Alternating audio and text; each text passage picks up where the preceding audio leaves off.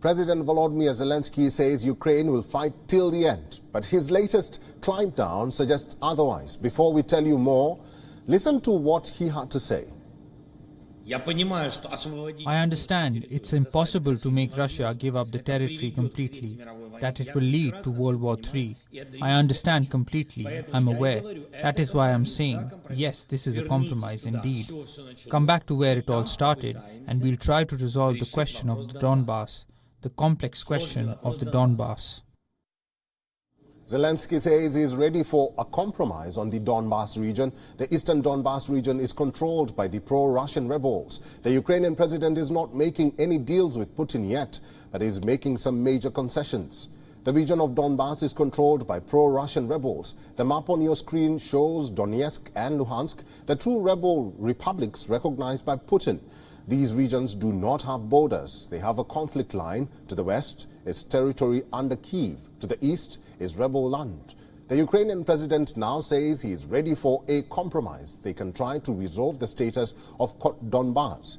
Zelensky's concessions are exactly what Russia has demanded. Russia laid down 4 demands to end the invasion.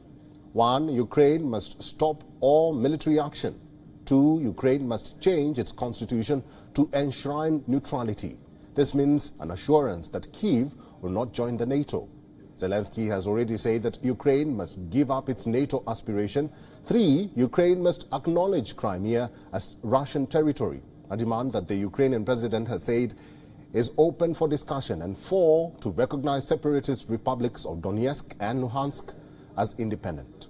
So Zelensky is clearly conceding ground on many of the demands set by Russia.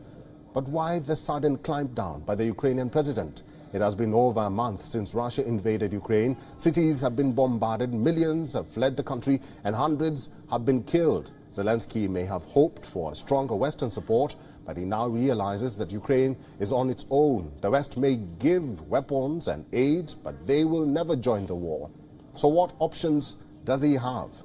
Giving up territory in a bid for peace, giving up Donbas could bring an end to the war. Russia has always maintained this war was about liberation of the people there.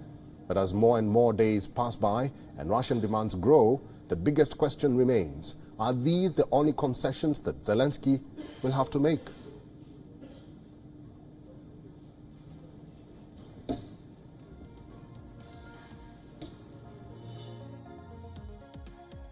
WION is now available in your country. Download the app now and get all the news on the move.